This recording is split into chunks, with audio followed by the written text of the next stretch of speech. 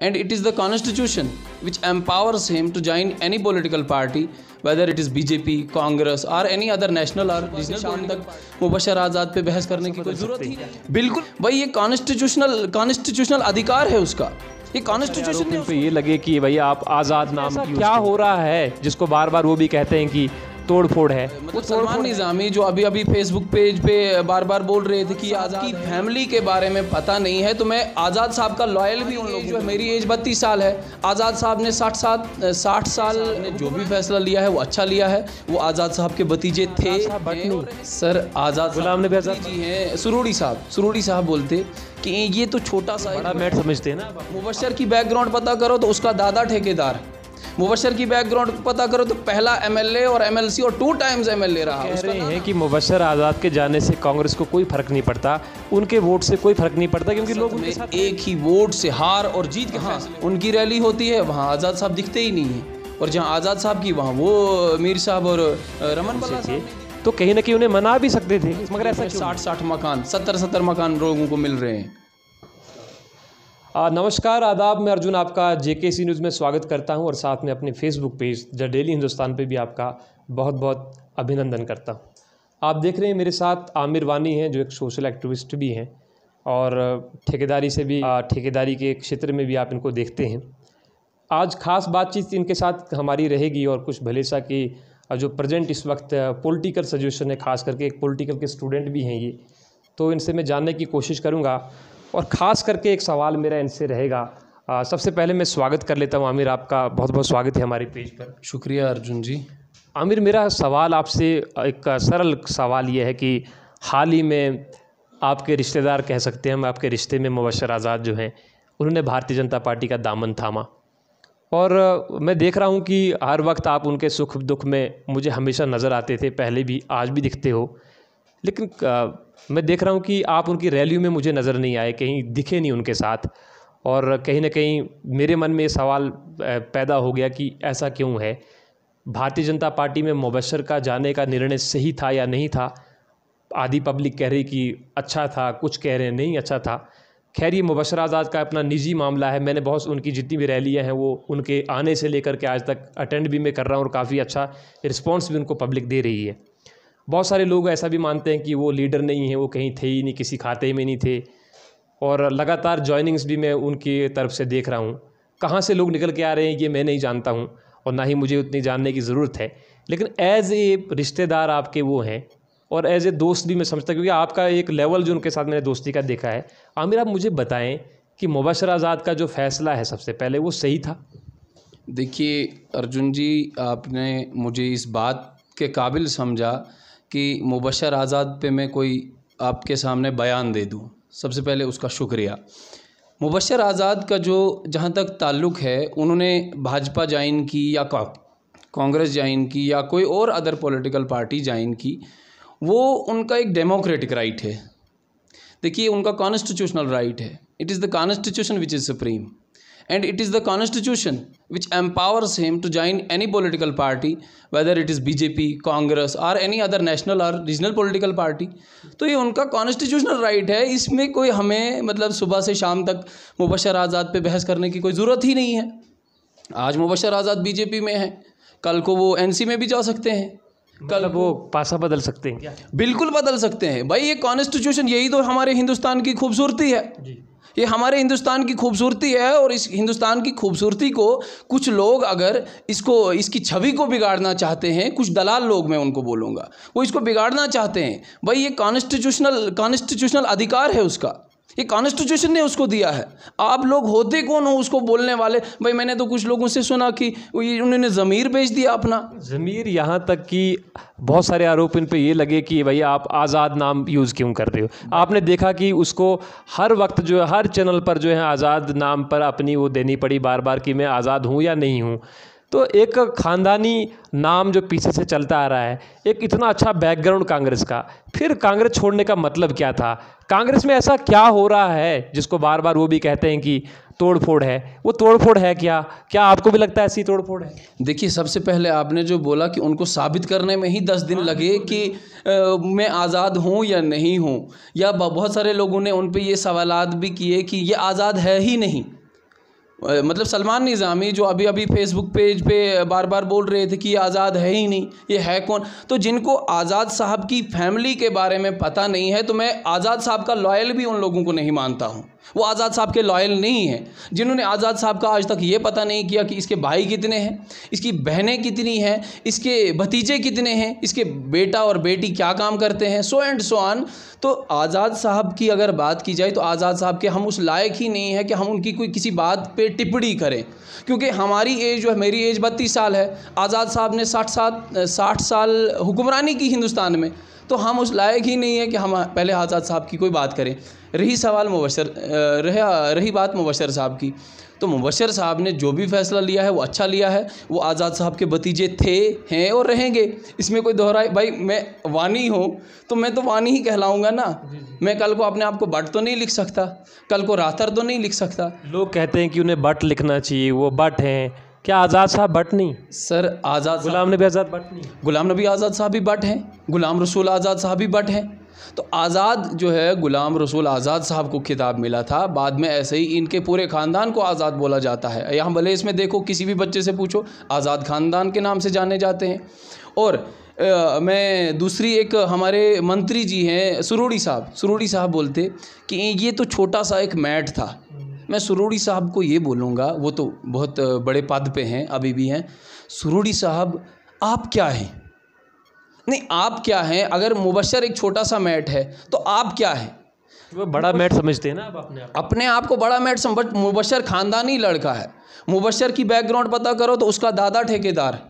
मुबशर की बैकग्राउंड पता करो तो पहला MLA और MLC और 2 टाइम्स MLA रहा उसका नाना। तो भाई इतने बड़े ठेकेदार को, इतने बड़े जो सियासी कारकुन रहे हैं, उनको ये लोग बोल रहे हैं कि भाई आप कुछ हो ही नहीं। और हाँ, मैं एक बात और आपको बता दूं भाई, अगर ये कुछ है भी नहीं, चलो ये सियासतदान भी नहीं है, कुछ भी नहीं है, बट सियासत में एक सिंगल वोट की वैल्यू होती है। अगर वो सियासतदान खुद को समझते हैं तो एक सिंगल वोटर से यहाँ तो कह रहे हैं कि मुबशर आज़ाद के जाने से कांग्रेस को कोई फ़र्क नहीं पड़ता, उनके वोट से कोई फ़र्क नहीं पड़ता, क्योंकि लोग उनके साथ हैं नहीं। ये लोग कह रहे हैं सर, वो लोग कह रहे हैं जो उन्हें चाहते नहीं। बेवकूफ़ हैं वो लोग। मैं बोलता हूँ सियासत में एक ही वोट से हार और जीत के फैसले होते हैं। अगर आपके 2 इक्वल साइड्स में एक शख्स के 20 वोट आते हैं, दूसरे के भी 20 वोट आते हैं, तो इक्वल हो जाता है। अगर एक शख्स के 21 वोट आते हैं तो जीत का फैसला हो जाता है, एक शख्स के 19 वोट आते हैं तो हार का फैसला हो जाता है। तो मुबशर के जाने से हार और जीत का फैसला भी हो सकता है। ये लोग जो हैं इस बात को ये गलत इंटरप्रेट कर रहे हैं। अगर इन्होंने सियासत पढ़ी होगी तो एक ही वोट से हार और जीत के फैसले होते हैं। इन लोगों को कुछ पता ही नहीं है सियासत। आपको इस सियासत में लगता क्या है कि मुबशर आज़ाद में ले लूँ या महबूब आज़ाद को भी मैं ले लूँ, उन्होंने तो अभी बीजेपी ज्वाइन नहीं की, लेकिन कहीं ना कहीं कांग्रेस के अंदर मैं देखता हूँ कि इन लोगों को पीछे रखा गया। आज़ाद साहब की भी मैंने कभी बयानबाजी इनके बारे में सुनी नहीं कि उन्होंने कभी मुबशर आज़ाद के ख़िलाफ़ बोला हो या महबूब के ख़िलाफ़ बोला हो, लेकिन और ना ही मुबशर आज़ाद से भी मैंने कभी ऐसा सुना कि गुलाम नबी आज़ाद के ख़िलाफ़ कोई ऐसी भद्दी टिप्पणी की हो। लेकिन आज़ाद ख़ानदान पर, आज़ाद के नाम पर इतनी भद्दी टिप्पणियाँ इस महीने हुई, वो आपने भी देखी, पूरी चर्चाओं में रही, और फिर लोगों ने कहा कि इन लोगों के साथ कोई है ही नहीं। आप मुझे बताएं, भारतीय जनता पार्टी में जाने के बाद या भारतीय जनता पार्टी क्योंकि मुबशर आज़ाद खुद कह रहे हैं कि कांग्रेस के अभी 2 फाड़े हैं, कांग्रेस में अभी ऐसी चीज़ें कि सुनी नहीं जाती हैं। ये कहीं ना कहीं सच्चाई आपको लगती है? जो हम एज ए मीडिया तो हम देखते हैं कि कांग्रेस के अभी 2 फाड़ हैं, आज़ाद साहब अभी दिल्ली में हैं, और आज़ाद साहब खुद बयानबाजी करते हुए दिखाई देते हैं कि एक समय वो था जब आज़ाद साहब खुद इलेक्शन जो है लड़वाया करते थे और जीत कर आया करते थे। इस वक्त कांग्रेस की जो हाल है, आपको लगता है कि कांग्रेस कहीं दिखाई दे रही है? क्या ये कारण भी एक हो सकता है कि धीरे धीरे कांग्रेस दिन ब दिन टूटती जा रही है? देखिए, जहाँ तक मैंने मुबशर साहब के इंटरव्यू सुने, मैं तो अभी तक ना उनकी रैलियों में गया, आपने देखा, ना उनकी ज्वाइनिंग पे गया, आपने वो भी देखा। हालांकि हमें लगभग 8 से 10 साल हो गए बिल्कुल साथ में, कहीं भी काम होता है आपने देखा होगा मैं उनके साथ साथ होता हूँ और शाना बशाना बिल्कुल साथ में होता हूँ, मगर जब कोई पॉलिटिकल बात आती है तो मैं साइड लाइन कर देता हूँ खुद को। अब उन्होंने जहाँ तक आपके सवाल का मैं जवाब दे रहा हूँ, आपने बोला कि नहीं कहीं 2 लॉबी बनी हुई हैं कांग्रेस के बीच में, तो ठीक बोला उन्होंने। भाई उनके चाचे को सच में साइड लाइन किया जा रहा था। आपने नहीं देखा कि जहाँ पे रमन भल्ला और हमारे मीर साहब, हाँ, उनकी रैली होती है वहाँ आज़ाद साहब दिखते ही नहीं हैं, और जहाँ आज़ाद साहब की वहाँ वो मीर साहब और रमन भल्ला साहब नहीं दिखते हैं। तो कांग्रेस में तो खुद की घर की लड़ाई चल रही थी, तो इनको भी अपने चाचे का अच्छा नहीं लगा। भाई चाचा यहाँ के कांग्रेसियों को मैं कहूँगा, भारत की कांग्रेस को नहीं कहूँगा, यहाँ के कांग्रेसियों से मुबशर आज़ाद को ना चाहना क्या कारण है? देखिए, सबसे पहले मैं आपको बोलूँ कि वो एक अच्छे बैकग्राउंड से, अच्छी कांग्रेस की बैकग्राउंड से थे, तो कहीं ना कहीं उन्हें मना भी सकते थे, मगर ऐसा क्यों नहीं हुआ? ऐसा इसलिए, देखिए सबसे अच्छी एक बात मैं कहूँ कि अगर आपको झांकने की बेहतरीन जगह देखनी है ना, तो अपना गिरेबान देख लो। अपने गिरेबान में देख लो कि हमारा कैलिबर क्या है, हमारी एबिलिटी क्या है, हमारा स्टैंडर्ड क्या है। उसके बाद आप देखो कि अगर हाँ मुबशर को आज तक साइडलाइन किया गया है, ये हमने भी देखा है कि कहीं भी जहाँ भी पार्टीज़ होती थी तो उनको यही कहा गया है कि आपने खाली ये इंतज़ाम करना है तो इतने बंदे लाने हैं। कहीं और जलसा होता था तो भाई आपने इतने बंदे लेके आने हैं, तो बस इससे ज़्यादा नहीं। कहीं स्टेज पे नहीं देखा हमने उनको, कहीं कुछ और जहाँ पे रैलीज़ वगैरह होती हैं कांग्रेस की, बस उनको मेंटेन करना होता था, एक पोर्टफोलियो बनाना होता था किसी एक बंदे का, बस उससे ज़्यादा कुछ नहीं। इससे ज़्यादा कुछ नहीं देखा हमने मुबशर साहब के लिए। हाँ, उन्होंने देखा कि अगर भाजपा में उनका कहीं ना कहीं अच्छा लगा उनको कि भाजपा में अच्छे काम हुए हैं, जैसे वो गिन रहे हैं कि आयुष्मान भारत कार्ड बने, हाँ, ई श्रम कार्ड बने, या डिजिटल इंडिया का एक बहुत बड़ा पार्ट है, तो वो अच्छा उनको लगा कि डिजिटलाइजेशन हो रही है। या उन्होंने देखा कि 370 टूटने के बाद 50,000 नौकरियां जो दावा किया था गवर्नमेंट ऑफ इंडिया ने, तो शायद उनको वो अच्छा लगा। जो भी उनको अच्छा लगा तो उन्होंने तभी जाके ज्वाइन किया होगा। अब जो मुझे अच्छा नहीं लगे तो मैं ज्वाइन क्यों करूं? सिंपल सी बात है। तो उनको वो शायद वो सब चीज़ें, PMAY मकान तो पहले आते थे 2-2 3-3 या ज़्यादा से ज़्यादा एक पंचायत में 10 मकान आते थे। आज की डेट में आप तारीख पता करो, आज की डेट में 60 मकान, 70 मकान लोगों को मिल रहे हैं। तो वो कैसे? कहीं ना कहीं आप मुबशर आज़ाद को सपोर्ट करते हुए नजर आ रहे हैं। नहीं, सपोर्ट मैं किसी को नहीं कर सकता हूँ, सपोर्ट भाजपा को नहीं। बट मैं देखो, अगर मैं बोलूँ तो आज की डेट में सपोर्ट अगर करनी है तो अच्छे और बुरे, खरे और खोटे की तमीज़ सबसे पहले होनी चाहिए। तो मुझे अच्छे और बुरे, खरे और खोटे की तमीज़ करना आता है। मैंने तालीम इसलिए हासिल नहीं की है कि मैं किसी एक बंदे को सपोर्ट करूं, बट जो अच्छा है उसको अच्छा कहो। यहाँ आपने बहुत अच्छे काम किए हैं। जो गरीब जो है अस्पताल की चौखट पे अपना दम तोड़ देता था जब वो सुनता था मुझे इलाज के लिए 4 लाख लग रहे हैं, 5 लाख लग रहे हैं, मगर आज जो है 5 लाख का जो उनको इंश्योरेंस कार्ड दिया गया है, जो आयुष्मान भारत कार्ड दिया गया है, इंश्योरेंस कार्ड जो है वो ई श्रम कार्ड है, आयुष्मान भारत कार्ड जो है वो हेल्थ कार्ड है। आप 5 लाख तक का ट्रीटमेंट जो है गरीब जो है अस्पताल में जाके फ्री में करवा रहा है, तो बहुत अच्छी स्कीम है। उससे लोग तो कहते हैं कि वो लोगों को मिल नहीं रहा है, सच्चाई है इसमें? कोई सच्चाई नहीं है। जहाँ तक मैंने रात के 2 बजे भी फ़ोन कॉल अटेंड किए हैं और लोगों के आयुष्मान भारत कार्ड बना के उनका ट्रीटमेंट भी करवाया है बख्शीनगर अस्पताल में। मैं नाम नहीं लूँगा। हाँ, जब इस बात पे टिप्पणी हो जाएगी तो मैं एक फहरिस्त दूंगा कि इस बंदे का मैंने फ्री ऑफ कॉस्ट कार्ड बनाया है और मैंने वहाँ इनका ट्रीटमेंट भी फ्री ऑफ कॉस्ट करवाया है। ये इसका सबूत है मेरे पास। तो अदरवाइज़ पहले तो हमें इस चीज़ में, हाँ, जो हमें काम करे, जो ग्राउंड लेवल पे काम करे, हमें उसका साथ देना चाहिए। चाहे वो कांग्रेस हो, चाहे भाजपा की सरकार हो, चाहे NC हो, PDP हो, रीजनल पार्टी हो या नेशनल लेवल की पार्टी हो। आप मुझे बताओ, सरोड़ी साहब तो इतना चिल्ला रहे हैं, सलमान निज़ामी इतना बाकी अदर मिनिस्टर इतना चिल्ला रहे हैं, भलेसा के लिए क्या किया आज तक? भलेसा के लोगों को पहले ये बात समझनी होगी कि यहाँ के लिए, यहाँ का अगर हम हेल्थ सेक्टर देखें, आज भी गरीब जो है यहाँ सर्जरी करवानी होगी जम्मू जाना पड़ता है, यहाँ नॉर्मल एक अल्ट्रासाउंड करवाना पड़ता है तब भी जम्मू जाना पड़ता है, और वहाँ के अस्पताल में उनको ट्रीटमेंट करवाना पड़ता है। तो क्या है यहाँ पे? आप यहाँ पे देखो, यहाँ अस्पताल में स्टाफ देखा है आपने? 7 से 8 साल हो गए, एक बीमार ना के बराबर है, एक बीमार डॉक्टर जो है यहाँ पे अपॉइंट किया गया है, जो दिमागी मरीज़ है। वो क्या इलाज करेगा यहाँ पे लोगों का? वो खुद एक दिमागी मरीज़ है, वो लोगों का इलाज क्या करेगा? अर्जुन जी आप ही बताइए। इंसानियत की बात करें, वो खुद एक बेड पे लेटा हुआ होता है और दूसरी बेड पे पेशेंट लेटा, वो क्या इलाज करेगा?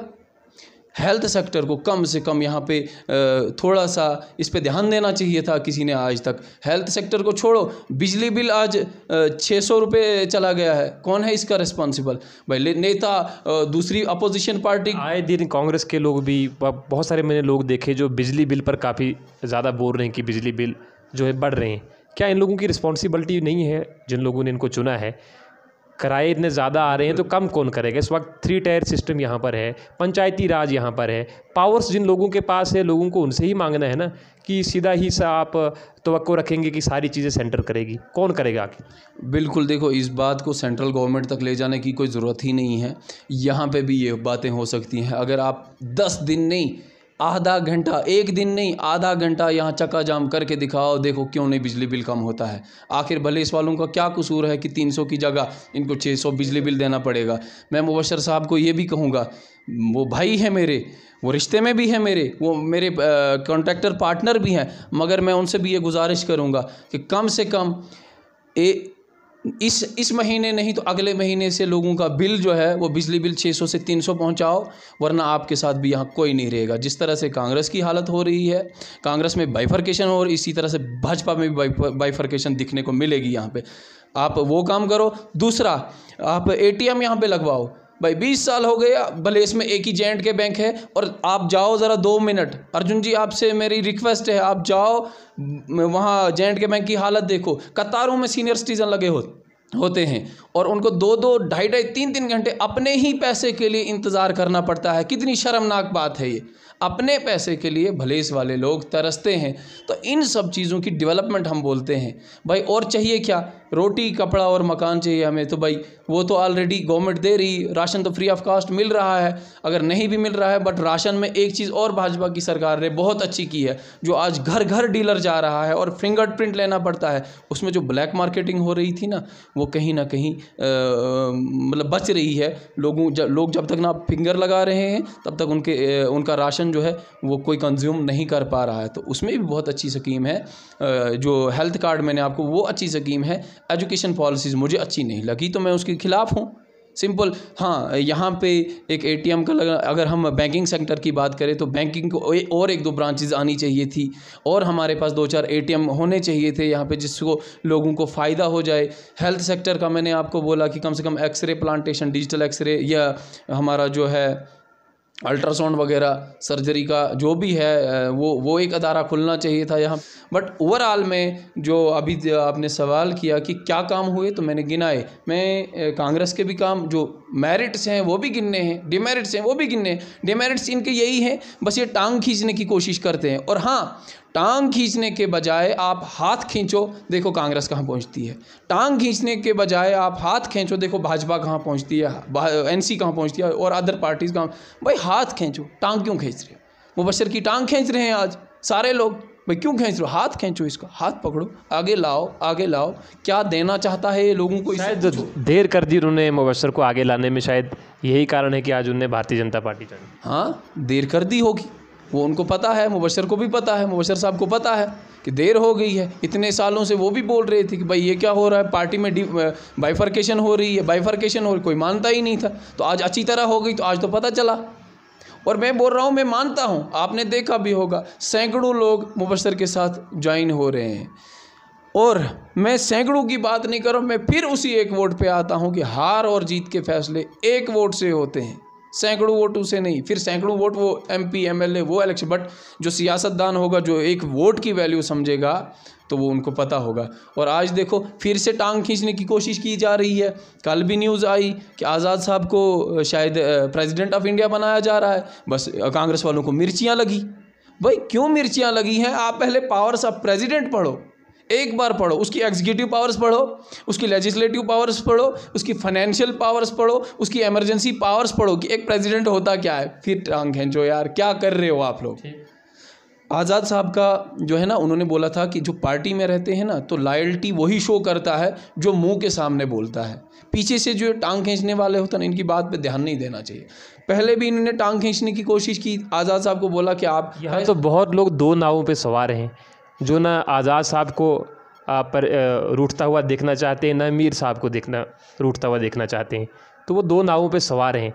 लगता नहीं कि कहाँ पे कब कौन डूब जाएगा, लेकिन हमें तो भले इसकी सियासत में यही दिख रहा है कि दोनों ही इस नाव पे सवार होने की कोशिश कर रहे हैं।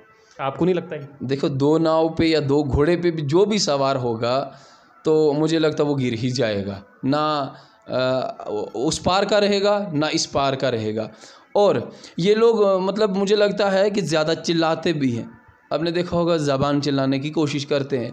मैं उनको एक ही बात और एक मुहावरा बयान करता हूँ कि जिसका दिमाग ज़्यादा बड़ा होता है उसकी ज़बान हमेशा छोटी होती है, और जिसकी ज़बान ज़्यादा लंबी होती है उसका दिमाग उतना ही छोटा होता है। जिसका दिमाग छोटा उसकी ज़बान लंबी होती है। और आपने ये सिर्फ ज़बान चलाते हैं, इनका दिमाग बहुत छोटा होता है, इनका विजन जो है बहुत छोटा है। ये लोग कुछ नहीं कर सकते हैं। डेवलपमेंटल वर्क्स अगर देखने हैं तो भले इसकी आवाम को जागना होगा। उन्होंने देखना है जो बंदा हमें प्रॉपर हॉस्पिटलाइजेशन और अच्छी हॉस्पिटलाइजेशन देगा हम उसके साथ जाएंगे। जो अच्छा एनवायरनमेंट हमें देगा, पढ़ाई का माहौल देगा, एजुकेशन सेक्टर को हमारे स्ट्रांग करेगा, उसके साथ जाएंगे। जो हमारे टूरिज़्म को एक्सप्लोर करेगा उसके साथ जाएंगे। जो हमारा बैंकिंग सेक्टर स्ट्रांग करेगा उसके साथ जाना चाहिए इन लोगों को, भले इसके लोगों को।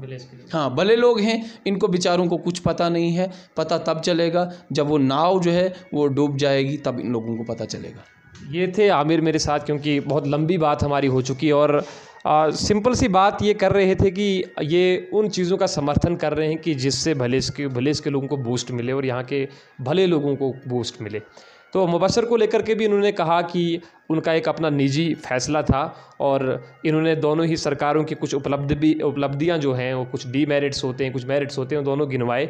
और इन्होंने कहा कि भले इसके लोगों को इस वक्त जो है तरक्की की राह पर चलना चाहिए और ऐसे लोगों को ही समर्थन करना चाहिए जो सच में भले इसके लिए सोचते हों, चाहे वो किसी भी फील्ड में या किसी भी फील्ड में अपना काम या भले इसके लिए अपने अंजाम दे रहे हों। तो इसी के साथ आज की बात में हम आमिर के साथ इनका शुक्रिया करते हैं कि हमारे साथ जुड़े और कुछ सवालों के जवाब जो मेरे मन में खटक रहे थे, क्योंकि मुबशर के साथ काफ़ी नज़दीकी इनकी है, तो मैंने सोचा था कि इनसे पूछ लूं कि भाई आप क्यों नहीं दिखते उनके साथ। आगे पीछे तो दिखते हो, ज्वाइनिंग के बाद भी दिखते हो, लेकिन कभी सियासी रैलियां होती है तो वहाँ आमिर दिखाई नहीं देते। खैर, इन्होंने उसके कुछ सवालों के जवाब दिए और मुझे उम्मीद है कि आप लोग इनके सवालों के जवाब सुनकर के संतुष्ट हुए होंगे। आप सभी लोगों का डेली हिंदुस्तान में जुड़ने के लिए बहुत बहुत धन्यवाद।